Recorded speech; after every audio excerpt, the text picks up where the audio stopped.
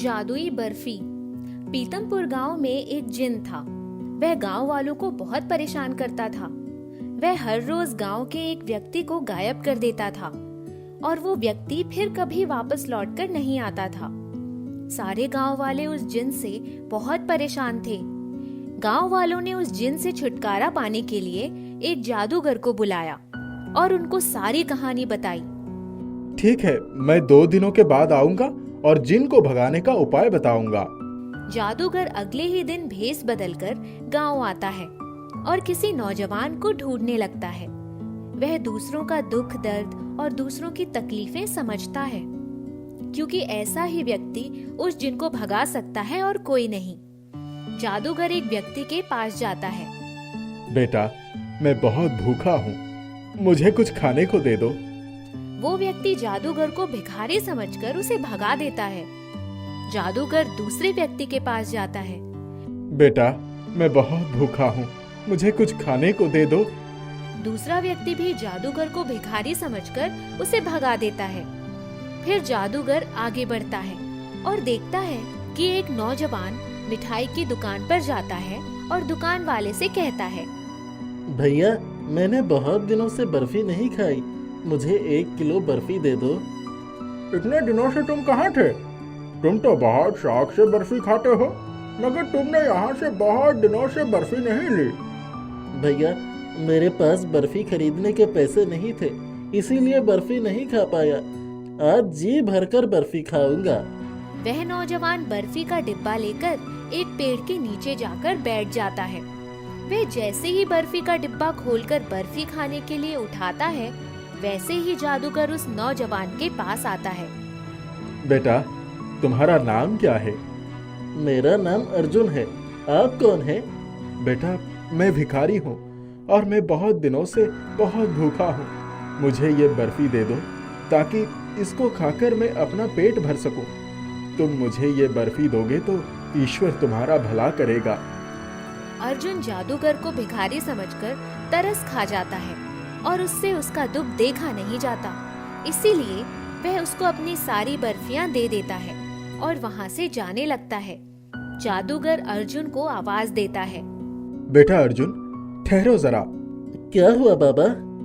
बेटा अर्जुन, मैं कोई भिखारी नहीं हूँ, मैं जादूगर हूँ और मैं तुम्हारी परीक्षा ले रहा था। लेकिन आप मेरी परीक्षा क्यों ले रहे थे? आप मुझसे क्या चाहते हैं?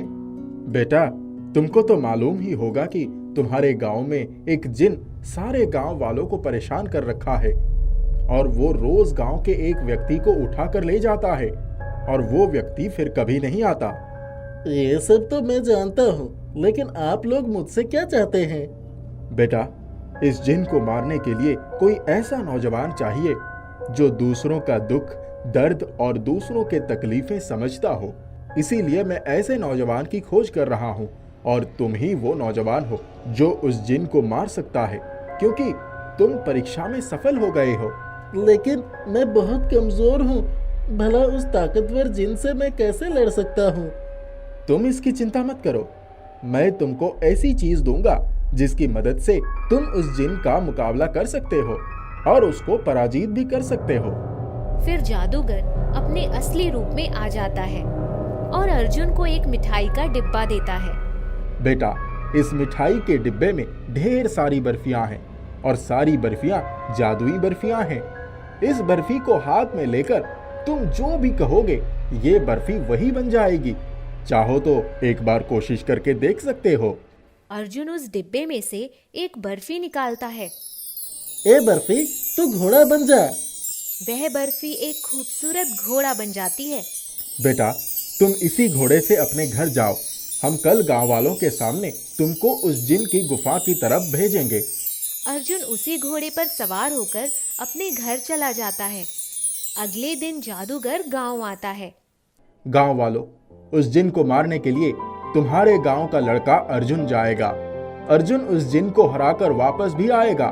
अर्जुन जादूगर को जिन की गुफा का पता बताकर वहां जाने के लिए कहता है और अर्जुन जिन की गुफा की तरफ अपने घोड़े से रवाना हो जाता है। अर्जुन जिन की गुफा के पास पहुंचता है और गुफा के अंदर जाने की कोशिश करता है, तभी वहाँ बहुत सारे शैतान आ जाते हैं और कहते हैं, हम गुफा के पहरेदार हैं, तुमको इस गुफा के अंदर नहीं जाने देंगे। सारे शैतान अर्जुन को मारने के लिए आगे बढ़ते हैं और अर्जुन मिठाई का डिब्बा खोलता है और एक बर्फी निकालता है। ए जादुई बर्फी, तू तूफान बन जा और इन शैतानों को उड़ा ले जा। बर्फी तूफान बनकर सारे शैतानों को उड़ा ले जाती है और अर्जुन गुफा के अंदर पहुंच जाता है। गुफा के अंदर जाते ही अर्जुन को एक जादुई पिंजरा आकर कैद कर लेता है। अर्जुन बुरी तरह फंस जाता है। अर्जुन फिर मिठाई का डिब्बा खोलता है और एक बर्फी निकालकर कहता है, ए जादुई बर्फी, तू इस पिंजरे को तोड़ दे।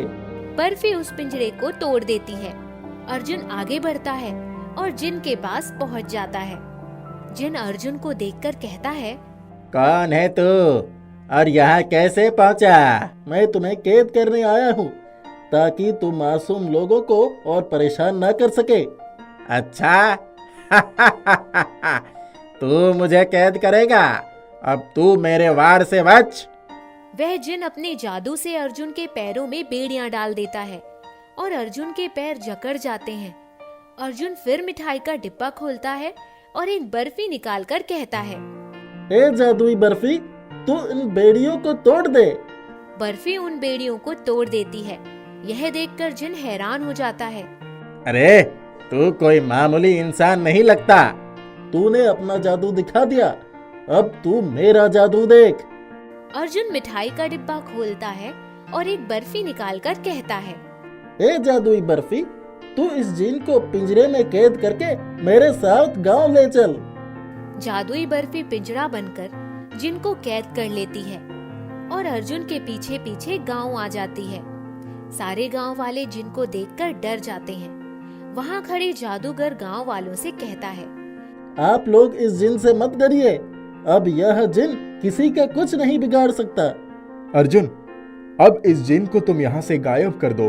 अर्जुन मिठाई का डिब्बा खोलता है और एक बर्फी निकालकर कहता है, ए जादुई बर्फी, तू इस जिन को हमेशा के लिए गायब कर दे ताकि ये जिन फिर किसी को परेशान न कर सके। जादुई बर्फी उस जिन को हमेशा के लिए गायब कर देती है और इस तरह सारे गांव वालों को उस खतरनाक जिन से छुटकारा मिल जाता है। बेटा अर्जुन, तुम्हें बर्फियां बहुत पसंद है ना? जी हाँ, मुझे बर्फियां बहुत पसंद है। अब तुम इन जादुई बर्फियों को खूब खाओ और ये कभी भी खत्म नहीं होंगी। यह सुनकर अर्जुन खुश हो जाता है और बर्फियां खाता हुआ चला जाता है।